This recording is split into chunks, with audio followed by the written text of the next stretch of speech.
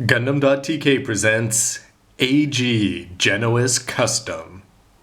Hey again everybody, it's Robert184 Gundam.tk and I'm continuing my look at the Advanced Grade 1/144th Genoace Custom piloted by Wolf and Eackle.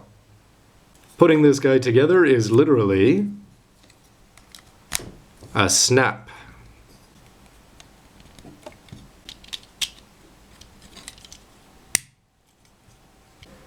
When it's all put together, I know it's a little bit silly to get mad at a suit that's supposed to be all white for being all white, but yes, it's almost glaringly so. And you don't realize how much you missed the gray from a high-grade kit or just the regular Age 1 until it's gone. You do have these holes which show through and look pretty bad in the front, but worse than that, on the backpack as it spins around there, you can see that all of the parts there in the backpack look hollow from the front, and the fact that it's got a skinny waist doesn't do anything to help conceal that. For mobility, you can move the ankles nowhere, the knees nowhere, the legs nowhere. The arms are going to rotate around. They don't really touch the other shoulder, and the head is on a single pivot point. 3 points of articulation, don't expect much else. Arming is very simple. You just put the shield on the back of the forearm. Again, the old Victory Gundam blocking style. Put the beam rifle in. It fits all right, although it's going to pivot a little bit. Turn it upside down, and there it goes. And fully armed, this is where a little bit of gray paint in a spray can would really add to it, because you could at least get the weapons painted, whatever you want to do with the bayonet, and that would just offset the monotony. The body, it doesn't look bad, but the skinniness of the rifle and the fact that you've got the shield only protecting the back and that little bit of red there certainly helps, but the fact that you can see this much of the underparts there, it really does look a little bit disappointing. Comparing like with like, we've got two advanced grades, number 1 and number 4 in the series, and you've got, of course, the Age 1 normal, which came out first.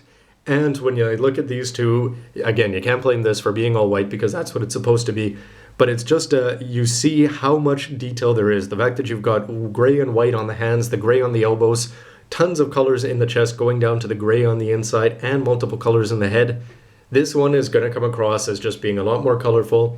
Again, that's to be expected, but in terms of actual size, this one has the advantage. I always thought that the Age 1 AG looked a little bit small, and I think that the Genoace Custom is just proving that.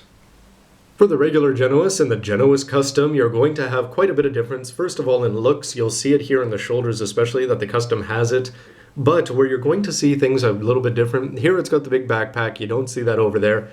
And not just that, but you see the shield is covered up there so that even with this arm, no matter which manipulator you choose to put in, it's not going to look as bad as that. And here in terms of weapons, even though that was incredibly useless in the show, it comes across as a little bit more powerful looking just because it's got some more size compared to this very thin one that looks, again, like it's been steamrollered. And here it is compared to the first kit from Gundam 00. It was first grade Exia.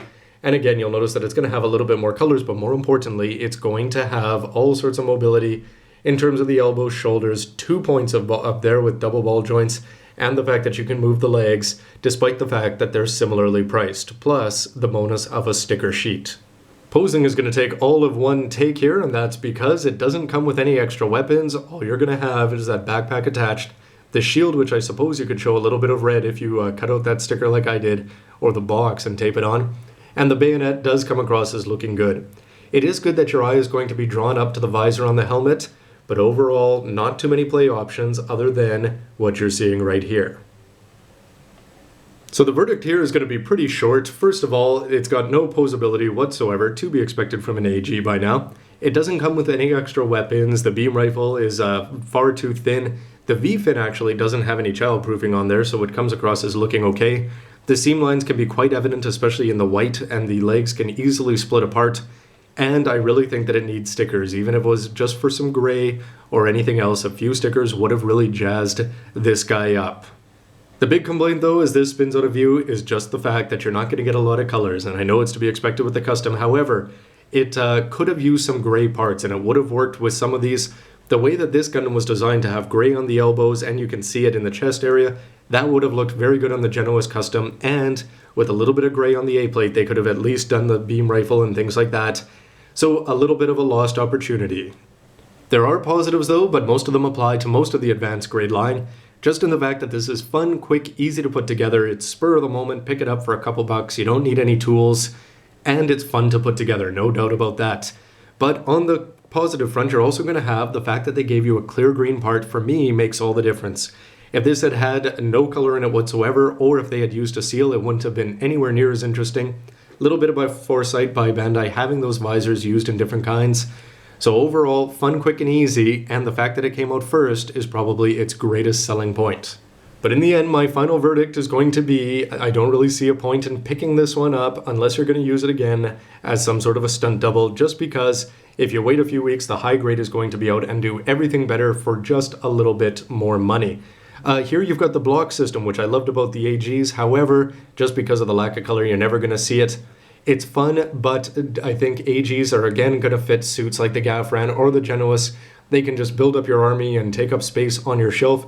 Whereas the custom, unless you're going to have it there in lieu of the better one, and I intend to get the high grade of this, so I think that this Wolf custom is certainly something that you could pass up on, unless, let's say, you were doing an anime review and really wanted to have him there in time for the next episode.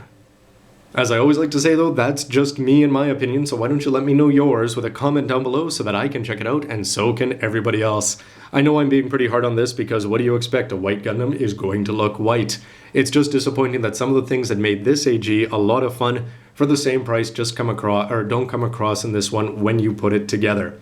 So anyway, like I said, I'd recommend picking up this one in AG perhaps, but you can skip that one if you have the patience to wait for the high grade, which I will be picking up.